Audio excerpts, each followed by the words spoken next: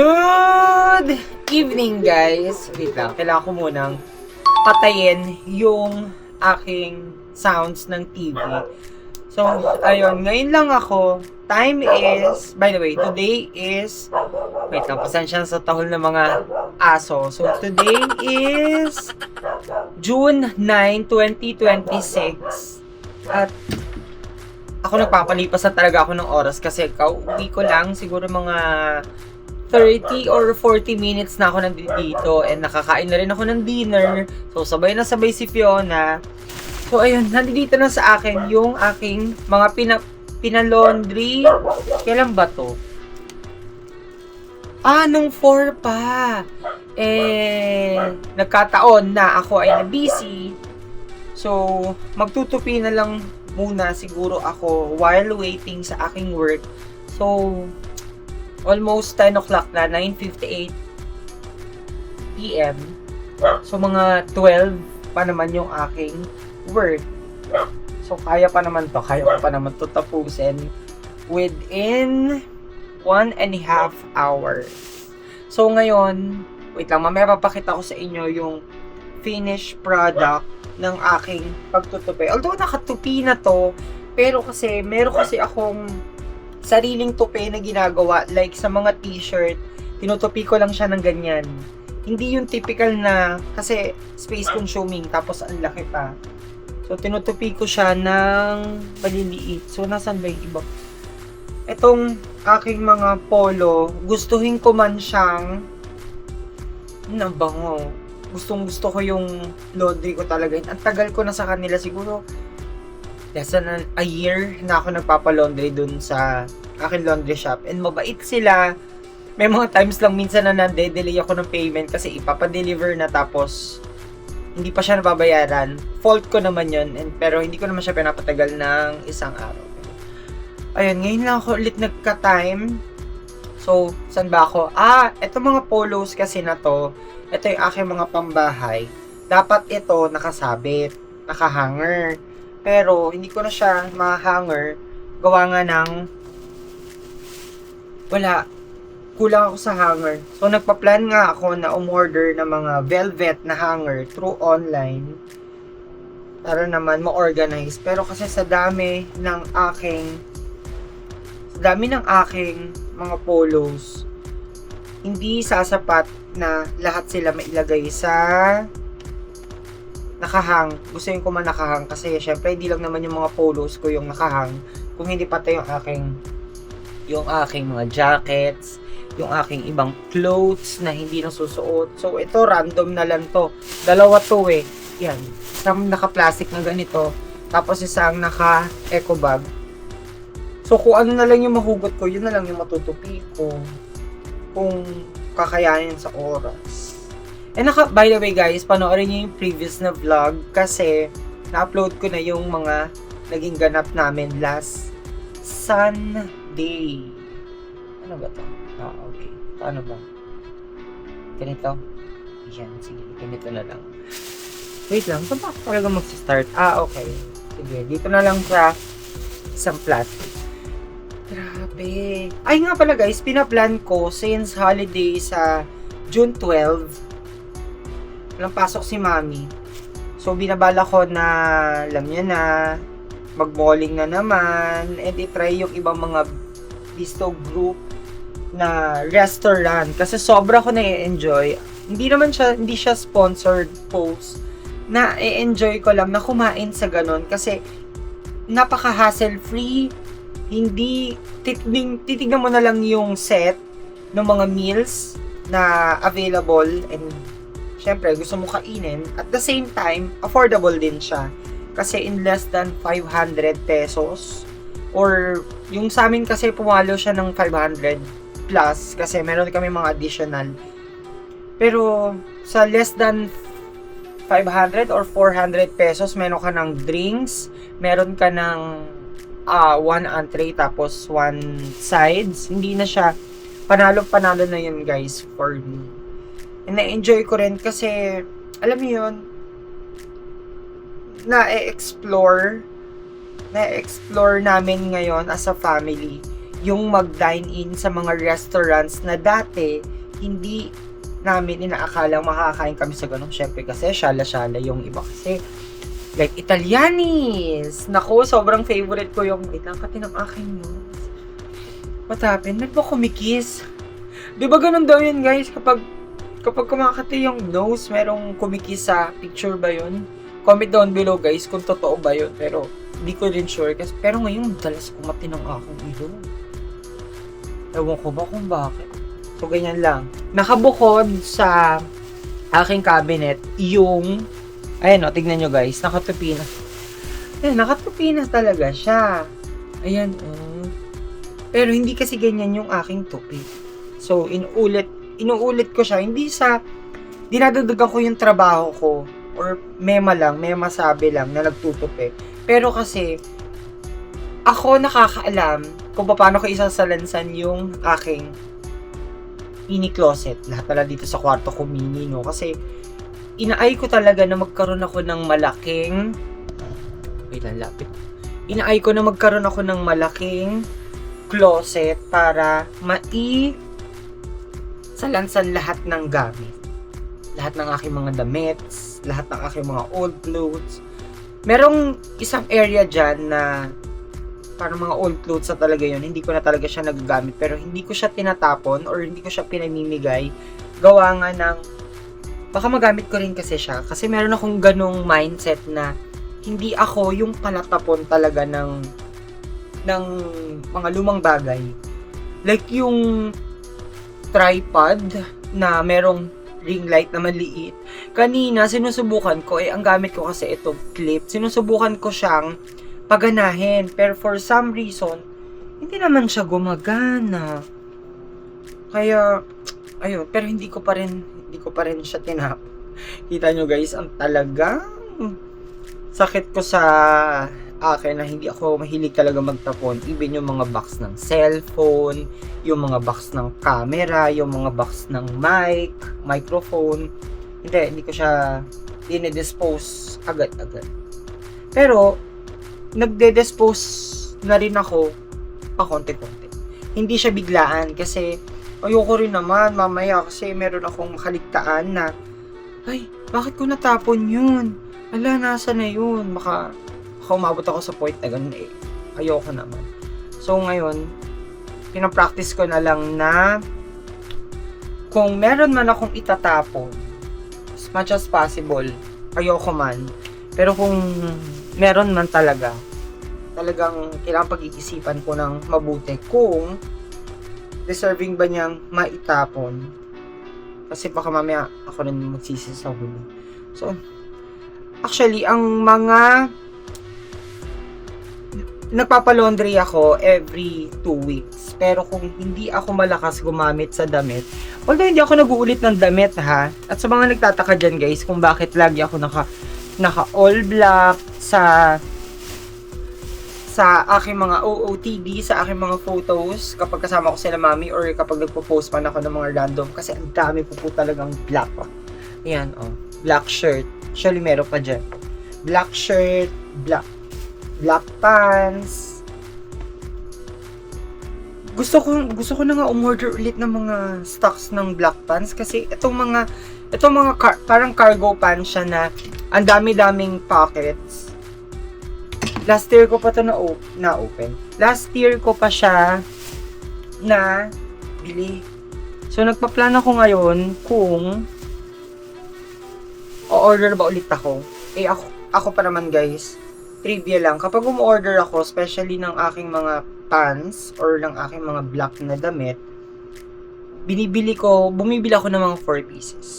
Why? Para, syempre, tipid sa shipping fee, tapos, isahan na lang din. Pag black talaga ang in-order ko, na-negotiable sa akin yan, black. Meron pa dito natitirang, ito mga socks. Ayan, yung iba kong mga socks, dito ko muna ilalagay, ayan.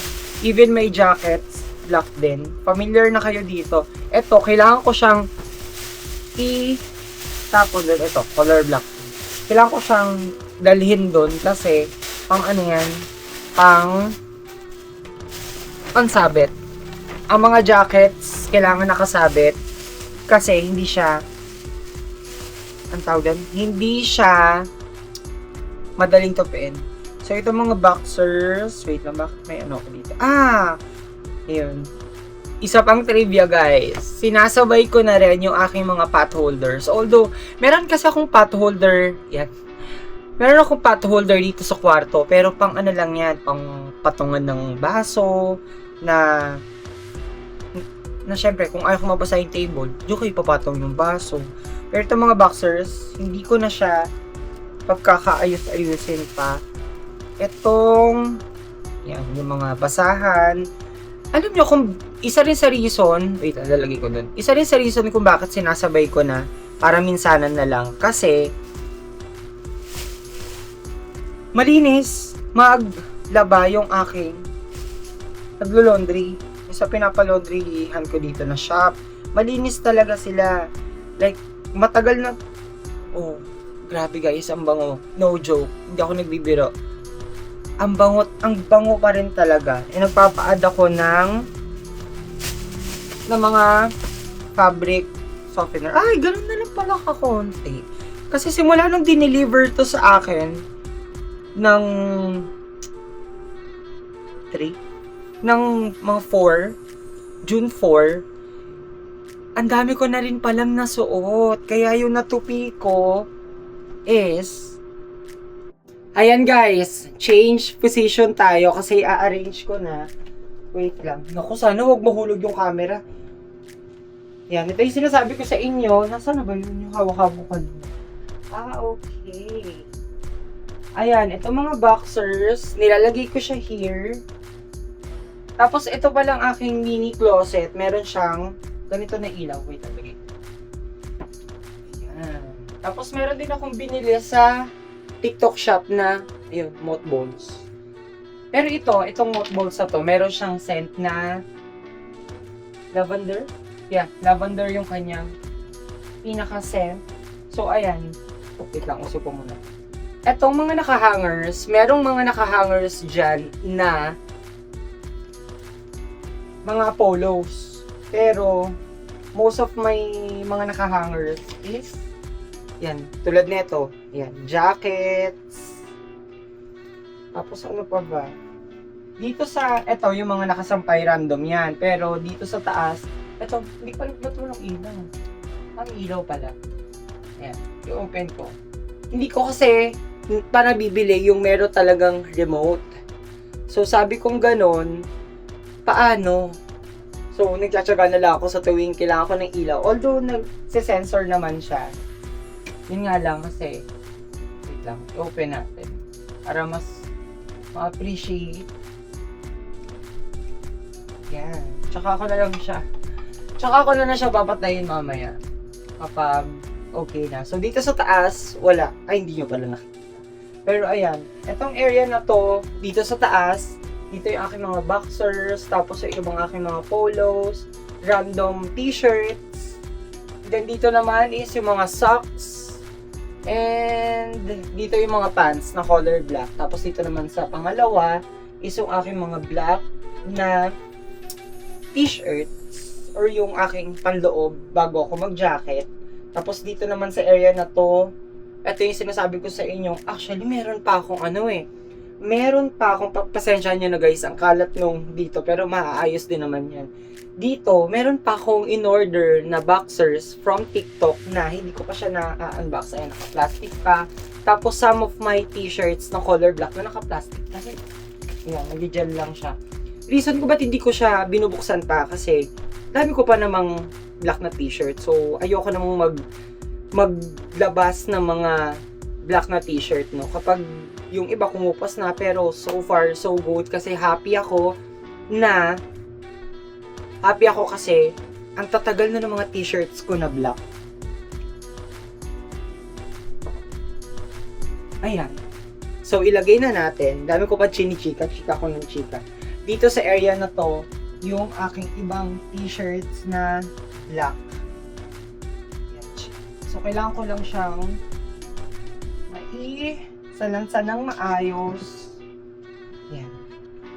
At saka nga pala guys, pinapractice ko rin na tawag dito, pinapractice ko rin na every time na mabibisi ako, kapag kukuha ako dyan, kailangan maayos ko siyang kukunin. Kasi meron ako minsan, pag pumipitik talaga ako, kukuha lang ako ng ganyan. Tapos, ayan, wala na, gulo-gulo na to. Ayan, like this one. Ay, jackets. Ayan. Actually, wala na eh.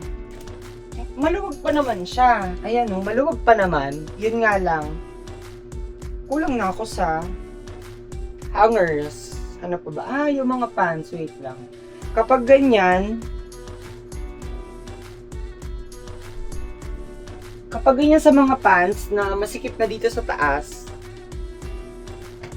dito ko na lang siya for the meantime nilalagay. Yan, hinahalo ko na lang din siya. Ito kailangan matanggal. Yan. Sinisaya naman yung aking mga pants. Ito, patong ko siya here. Tapos, itong basahan, every 3 days or 4 days ako nagpapalit ng basahan. Tapos, ito namang mga... Ay, nga pala! Dito sa pang-apat, dito nakalagay yung iba kong mga bedsheets, mga kumot, mga throw pillow. Yan, dyan ko lang siya nilalagay. And meron pa may natira pang jacket. So, ang gagawin ko, ilalagay ko muna sila sa taas for the meantime. Tapos, kapag meron na akong extra na hangers ulit, mahahang ko na sila.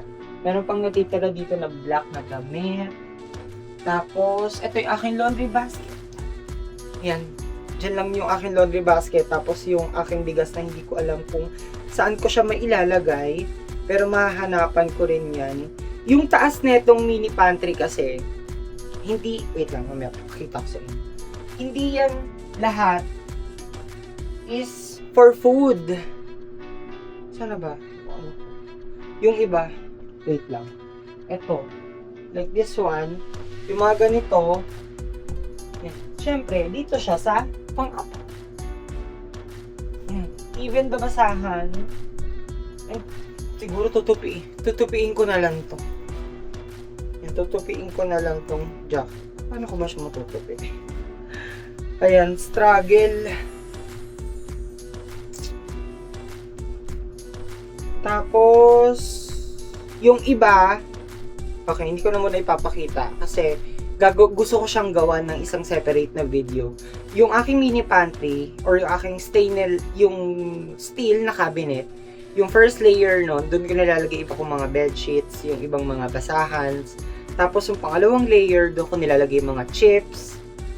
And basta yung mga matatamis like chips, gatas, chocolates, kung ano-ano pa man, biscuits. Tapos yung aking biscuit na ice cream cone. And then yung pangatlong layer naman, yun yung aking mga food. Doon nakalagay yung noodles, yung aking mga pasta, yung aking mga delata, yung aking mga condiments, yung meron akong wine dyan, galing yun sa work. Tapos yung pinaka fourth naman niya, doon naman nakalagay iba talaga mga kalat.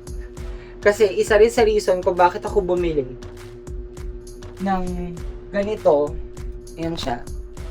Hindi ko muna ipapakita. Ang gulo, nandoon pa yung aking yung in-unbox ko sa previous na vlog, yung aking 3 liters na cooking oil.